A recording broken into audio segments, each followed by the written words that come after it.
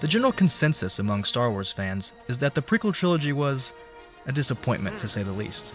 Along with tiresome new characters and shiny spaceships, the prequels also introduced us to midichlorians, microscopic life forms residing within cells that can ultimately determine one's sensitivity to the Force. While most fans agree that midichlorians ruined Star Wars and their childhood and the mysticism of the Force, George Lucas felt that midichlorians were integral to the Star Wars saga and a vital piece to the Skywalker puzzle. So why do we hate them? Don't do that again. Is there something we missed? What if midichlorians are actually awesome? Could it be? Now before you launch an attack in the comment section, let me explain. It all begins with a rebellious Jedi Master named Qui Gon Jinn. We meet Qui Gon during a time of great confusion spread over the galaxy. The dark side clouds everything. The Jedi have lost faith in recent decades, and they began to put their trust in science and reason. Blood tests can now determine the number of midichlorians residing within one's cells, and therefore can determine one's connection to the Force.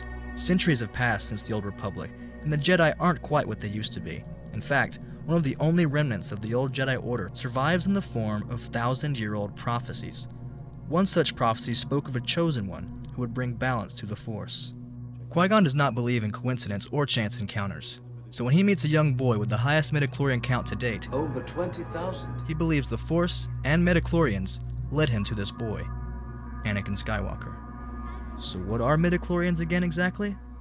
Let's hear it in Qui-Gon's words. Midichlorians are a microscopic life form that resides within all living cells. They live inside me. Inside your cells, yes. And we are symbionts with them. Symbionts? Life forms living together for mutual advantage. Without the midichlorians, life could not exist, and we would have no knowledge of the Force. They continually speak to us, telling us the will of the Force. When you learn to quiet your mind, you'll hear them speaking to you. I don't understand. With time and training, Annie, you will.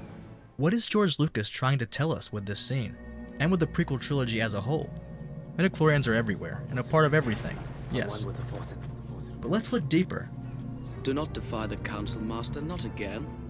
Qui-Gon's admiring Padawan, Obi-Wan Kenobi, tells his master, if you would just follow the code, you would be on the Council. They will not go along with you this time. Qui-Gon is a Jedi on a continuous journey to strengthen his connection with the Force, in ways sanctioned by the Jedi Council, and in ways not sanctioned by them. Let's not forget, he was once the Padawan of Count Dooku. Qui Gon Jinn would never join you. You forget that he was once my apprentice, just as you were once his. Jinn was known as a maverick and a bit of a rebel within the Jedi Order. He believed the path to enlightenment was not paved only by the light side or the dark side, but rather by the balance. Even after his death, Qui-Gon Jinn is mentioned repeatedly in all three Star Wars prequel films. So what made this Jedi so important? And why his obsession with midichlorians? Qui-Gon believed the basis for understanding the Force was understanding its relationship with midichlorians. Without them, life could not exist. Qui-Gon learned the young boy had no father, and therefore believed that midichlorians had created Anakin Skywalker. Possible he was conceived by the midichlorians. He could use the Force to influence the midichlorians to create life. If midichlorians can create life, that must mean it can sustain it as well. He cared about from dying. He could actually save people from death. Qui-Gon was the first Jedi to tap into the living, breathing Force and become one with it, transporting him to the netherworld of the Force. He knew the only way to defeat death was to leave his human body behind and to become a symbiotic life form. Thanks to his understanding of midichlorians, Qui-Gon was the first Force ghost. Do you believe you are the chosen one? Master! George Lucas is no stranger to biblical allegory in his films. In the book of Hebrews, the Bible refers to those that have passed away as the great cloud of witnesses, watching over those below on earth. The idea is that they can speak to us and us to them, if we listen. They continually speak to us. And that is what Qui-Gon means when he says to Anakin, When you learn to quiet your mind, you'll hear them speaking to you.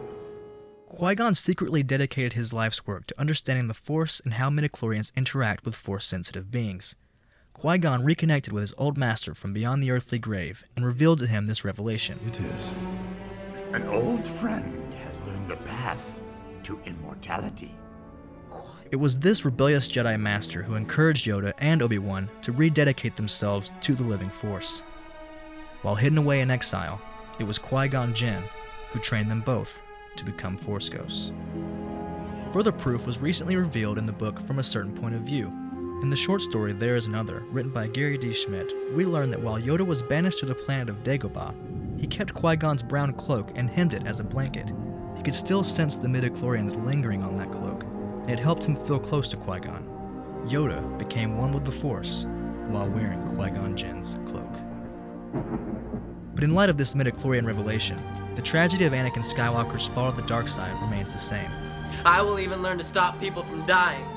Anakin sought after the secret to eternal life, when it was right in front of him, all along.